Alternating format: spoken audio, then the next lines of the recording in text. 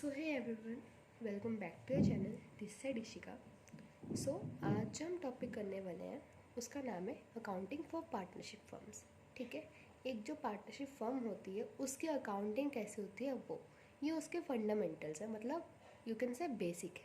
ठीक है, अब इस चैप्टर हम क्या क्या सीखेंगे वो है nature of partnership firms, definition and main features, partnership deed के बारे में पढ़ेंगे, methods of preparing capital accounts of partnership under fixed and fluctuating capital methods। फिर आएगा division of profit among partners, profit and loss appropriation account, past adjustments and guarantee of minimum profit to a partner। ठीक है, अब सबसे पहले आता है introduction में पार्टनरशिप के लिए ये कह सकते हैं कि एक जो सोल ट्रेडर होता है ना, जो एक अकेला व्यापारी होता है, वो अपना बिजनेस अकेले नहीं चला सकता। ठीक है, कुछ ना कुछ लिमिटेशंस हो ही जाती हैं। ठीक है, जैसे कि अब जो एक अकेला सोल ट्रेडर है उसको अपना कैपिटल भी खुद इन्वेस्ट करना पड़ेगा, जो रिस्क होगा वो भी सारा उसका ही रहेगा। ठीक है, और बाकी सारे होल अफेयर्स भी किसके अंदर आएंगे, उस एक इंसान के अंदर। कई लोग हैंडल कर लेते हैं बट कई लोग ऐसे होते हैं जिनसे सारा काम एक साथ हैंडल नहीं होता। ठीक है, मल्टीटास्कर हर कोई नहीं होता। ठीक है, but one man's capital skill controlling and risk taking capacity and generally limited. ठीक है, therefore some person may combine and enter into an agreement to form a partnership. ठीक है, उस वजह से कुछ लोग एक पार्टनरशिप में एंटर करते हैं आफ्टर साइनिंग एग्रीमेंट। ठीक है, अब पार्टनरशिप में ये है कि उसमें होते एक से ज़्यादा लोग हैं। अब पार्टनरशिप है तो आप सिर्फ एक इंसान तो पार्टनरशिप करेगा नहीं ना। ठीक है, तो एक से ज़्यादा लोग, बट दो से भी ज़्यादा लोग होते हैं। कई बार 4 की पार्टनरशिप होगी, 5 की होगी, एंड कई बार तो पूरा एक ग्रुप होता है जो पार्टनरशिप करता है। फिर अपना वो अब एक बिज़नेस के साइज़ पर डिपेंड होता है कि भाई कितना बड़ा बिज़नेस है। ठीक है, उसके साइज़ के हिसाब से उसके अलग अलग पार्टनर्स होते हैं।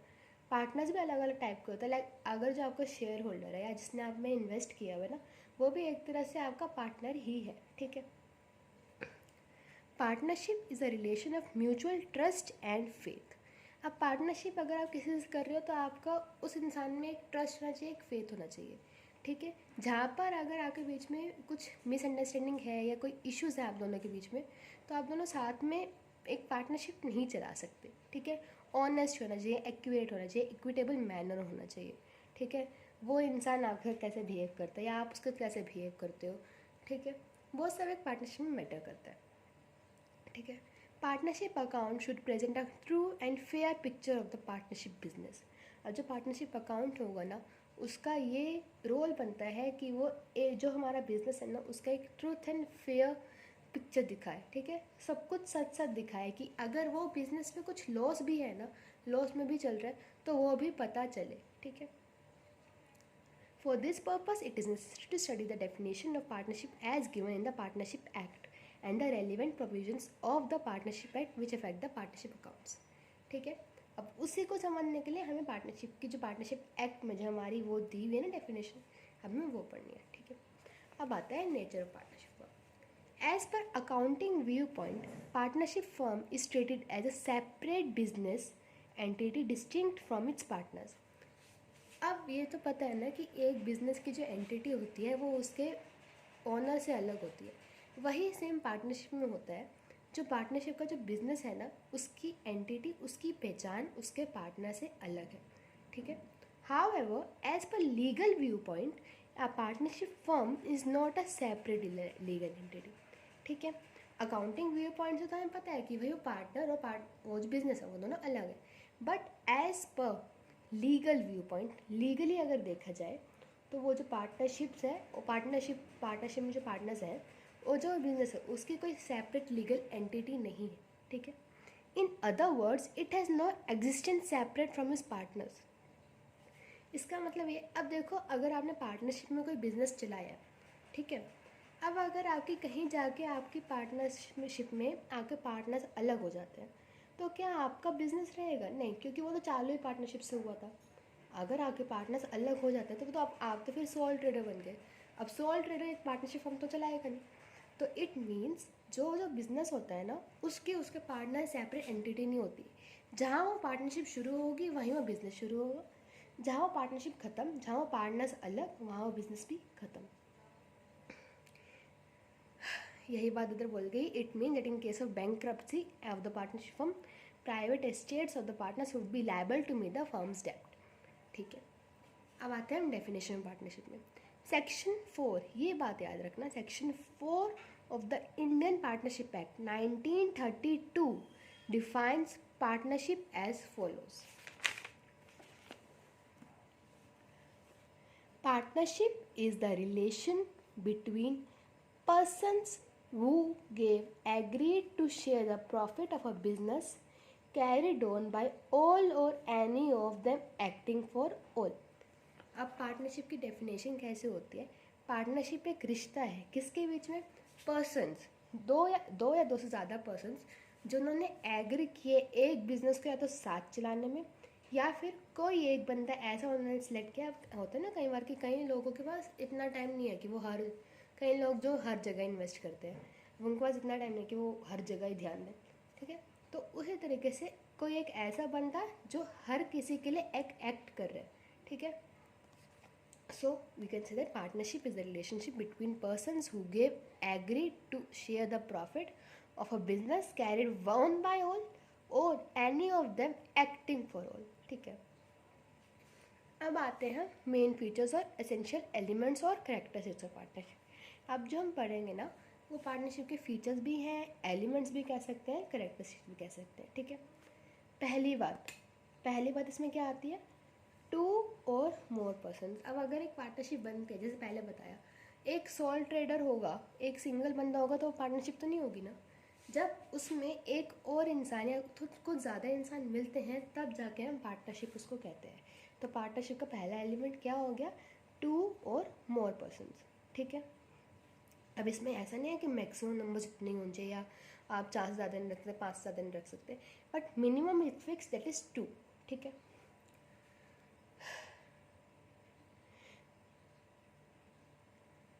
एग्रीमेंट नेक्स्ट आता है हमारा agreement. Partnership is the result of an agreement, it must came into existence by an agreement. अब पार्टनरशिप का ये मतलब ये नहीं होता कि चलो हाँ मैंने बोला कि चलो हम पार्टनरशिप कर लेते हैं, हम दोनों मिलकर एक बिज़नेस खोलते हैं, चलो भाई बिज़नेस खोल लिया, हम पार्टनरशिप हो गए। नहीं, उसके लिए हमें एक अलग से एक एग्रीमेंट साइन करना पड़ेगा। अब कोई भी अगर आप लीगल काम कर रहे हो, ठीक है, कोई बिज़नेस ला रहे हो, उसके लिए आपको एक लीगल डॉक्यूमेंट तो होना चाहिए ना आपके पास उस चीज़ का प्रूफ। तो पार्टनरशिप का आपके पास एक प्रूफ होना चाहिए कि आप उस पर अपने जो बिज़नेस है उसका एग्जिस्टेंस आपको उस पर डिपेंड है, क्योंकि आपके बिज़नेस की और आपकी अलग एंटिटी नहीं है। ठीक है, तो आपका बिज़नेस भी अगर ऑपरेट करेगा तो उसके लिए भी उसमें कुछ म्यूचुअल राइट्स होंगे, कुछ ड्यूटीज़ लिखी होंगी, वो सब एक एग्रीमेंट में लिखी होगी। ठीक है, नेक्स्ट आता है existence of business and profit motive. अब partnership can be form for the purpose of carrying on same business with the intention of earning profits, and such business must be legal. A joint ownership of some property by itself cannot be called a partnership. ठीक है, अब partnership होती है ना किसी business में, अब उसका मतलब ये नहीं है कि चलो हम दोनों ने मिलकर कुछ खोला, अब उसकी ऑनरशिप हमारे पास है तो मतलब बस हमारी पार्टनरशिप होगी। नहीं, पार्टनरशिप का मतलब है कि आपका एक प्रॉफिट मोटिव होना चाहिए। ठीक है, कि अपने बिजनेस को अपनी मार्केट में लॉन्ग टर्म के लिए एग्जिस्ट रखना, कुछ प्रॉफिट कमाना। अगर आपका ये मोटिव है तभी आपकी पार्टनरशिप चल रही है। ओके, नेक्स्ट आता है शेयरिंग ऑफ प्रॉफिट्स। अब ये तो नहीं है कि पार्टनरशिप में 2 लोग काम कर रहे हैं बट जो प्रॉफिट आया वो कोई एक बंदा लेके चला जाएगा। नहीं, पार्टनरशिप का मतलब ही यही है कि अगर आप दोनों काम कर रहे हो तो जो भी प्रॉफिट होगा वो दोनों भी आपस में ही बटेगा। ठीक है, the agreement between the partners must be aimed at sharing the profit of the business. If some person join hands to run some charitable activity, it will not be called partnership. ठीक है, अब अगर आपने ये कहा कि भाई हम प्रॉफिट कमा रहे हैं बट हम अपने पास नहीं रखेंगे, हम चैरिटी करेंगे, तो जो आप चैरिटी कर रहे हो ना, अगर आप उस बिज़नेस में सिर्फ चैरिटी कर रहे हो तो वो बिज़नेस आपका पार्टनरशिप फॉर्म नहीं है। ठीक है, आप एक चैरिटी, आपने एक नॉन प्रॉफिट ऑर्गेनाइजेशन खोली हुई है। ठीक है, नेक्स्ट आता है if a partner is deprived of his rights to share the profit of the business, he cannot be called a partner. ठीक है, but it is not necessary, then all partners should share the loss also. It may be agreed between the partner that one or more of them shall not be liable for losses. ठीक है। अब partnership में कुछ ऐसा होता है कि profit तो सारे शेयर करेंगे, ठीक है। अब कितना रेशो में शेयर करेंगे वो तो रेशो सिलेक्ट होता है, ठीक है। बट ये होता है कि जो लॉस होगा ना, वो लॉस ऐसा होगा कि पार्टनर्स डिसाइड कर सकते हैं कि भाई ये बंदा, लाइक कई बार होता है ना किसी फैमिली में, आप फैमिली में हो, आप फैमिली में एक बिज़नेस चला रहे हो, उसमें आपने फैमिली का कोई मेंबर इंक्लूड कर दिया जो अभी 18+ अभी हुआ है, और आपने उसका अपने बिजनेस में इंक्लूड कर दिया एज अ पार्टनर, ठीक है। अब आपका पार्टनर तो बन गया लीगली, बट आप कहते हो कि अगर बिजनेस में हमारा कोई लॉस होता है तो वो पार्टनर लेबल नहीं होगा लॉस के लिए, ठीक है। क्योंकि आपको खुद ही लगता है कि नहीं, ये मेरा ये वाला जो बंदा है ये मेरा ये प्रॉफिट तो शेयर करेगा बट लॉस शेयर नहीं करेगा, ठीक है। नेक्स्ट आता है रिलेशनशिप में principal and agent. Each partner is an agent as well as an partner of the firm. Sorry. अब जो भी एक वो होता है ना पार्टनर, वो अपने जो वो है फर्म का, वो एजेंट भी होता है as well as the partner of the firm. Agent मतलब क्या होगा? An agent because he can bind the other partners by his acts, and a principal because he himself can be bound by the act of the other partner. Agent कैसे? कि वो दूसरों को भी अपने जो भी उसने एक्ट वगैरह बनाए हैं, कुछ बनाया है ना, उस पर बाइंड करता है कि भाई ये रूल बना है, ये रूल सबको फॉलो करना है। और प्रिंसिपल कैसे? पार्टनर कैसे? कि जो रूल है वो उसको खुद को भी फॉलो करना है, ठीक है। अब ये नहीं कि सारे एक रूल फॉलो कर रहे हैं बट वो अलग से एक पार्टनर वो मालिक बन के बैठे कि मैं तो रूल नहीं फॉलो करूँगा, ठीक है। नेक्स्ट आता है business carried on by all or any of them acting for all. ये हमारी डेफिनेशन में भी आया था। It means that each partner can participate in the conduct of business and each partner is bound by the act of other partner in respect to the business of the firm. Partnership can not come into existence in the absence of any one of the अब mention essential features. ये हमारे features हैं, features जो हमने अभी पढ़े, ठीक है। अब अगर इन फीचर्स में से कोई भी ऐसा कुछ भी नहीं होता ना कि समझ लो या तो आपने ये वाला फॉलो नहीं किया या ये एग्रीमेंट नहीं बना या कुछ भी नहीं हुआ, इनमें से कोई एक फ़ीचर भी अगर ख़त्म होता है, इसलिए ये फीचर्स डिटेल में समझाए हैं ताकि ये समझ में आ जाए कि अगर इनमें से कोई भी एक फ़ीचर नहीं होता तो हमारी पार्टनरशिप नहीं चल सकती। आप पार्टनरशिप के लिए लायबल नहीं हो, आपकी पार्टनरशिप लीगल नहीं होगी, ठीक है। अब नेक्स्ट आता है हमारे राइट ऑफ अ पार्टनर। अब एक पार्टनर के राइट क्या क्या होते हैं? Every partner has a right to share profit or loss with other partners in the agreed ratio. अब हर पार्टनर का ना एक राइट होता है अपना जो प्रॉफिट है और लॉस है उसको शेयर करने का with other partners in agreed ratio, ठीक है। एक रेशियो सिलेक्ट हो गया, ठीक है। चलो भाई प्रॉफिट है तो उसको 2:4:2 के रेशियो में, 2/4/4 2 के रेशियो में हम डिस्ट्रीब्यूट करेंगे। मतलब जो एक पार्टनर है उसको दूसरा हिस्सा मिलेगा, एक को 4 हिस्से मिलेंगे और एक को दूसरा हिस्सा मिलेगा, ठीक है। वो एक आपका रेशियो आप अपने पेपर्स में अपने एग्रीमेंट में सिलेक्ट कर सकते हो। फिर आता है every partner has a right to take part in the conduct of business. अब हर पार्टनर का हक है उस बिजनेस में पार्ट लेने का, ठीक है। आप ये नहीं कह सकते कि भाई ये वाला पार्टनर है इसमें इसका कोई डिसीजन नहीं बने मानेंगे या ये वाला पार्टनर ही सारे डिसीजन लेगा, नहीं। सबको मिलकर साथ मिलकर चलना तभी वो पार्टनरशिप फॉर्म। फिर every partner has a right to the consulted in the matter related to the partnership business। वही बात होगी कि अगर पार्टनरशिप बिजनेस का कोई भी डिसीजन है, कुछ भी है, वो सारे एक साथ मिलकर कंसल्ट करके हर पार्टनर का हक है हर चीज़ जानने का, ठीक है। Every partner has a right to inspect and have a copy of the books of account. अब हर पार्टनर को ये भी हक है कि जो भी हमारे बुक ऑफ अकाउंट्स बने हैं ना, उनको देखने का, उनको परखने का, ठीक है। Next, every partner has a right to disallow the admission of a new partner. अब चलो एक पार्टनर कहता है कि मुझे ये वाला पार्टनर ऐड करना है, ठीक है, बट दूसरा वाला अगर मना कर रहा है फिर ना वो लोग वोटिंग कर सकते हैं या देख सकते हैं। अब अगर समझ लो कि वोटिंग इतनी होती है कि ये वाला पार्टनर ऐड नहीं होगा, तो वो पार्टनर जो ऐड करना चाहता था वो ऐड नहीं होगा। क्यों? क्योंकि हर पार्टनर का हक है ये डिसाइड करने का कि जो नया पार्टनर है वो ऐड होगा या नहीं होगा। Next, every partner is the joint owner of the partnership property. Joint owner होता है पार्टनरशिप प्रॉपर्टी का जो भी है, ठीक है।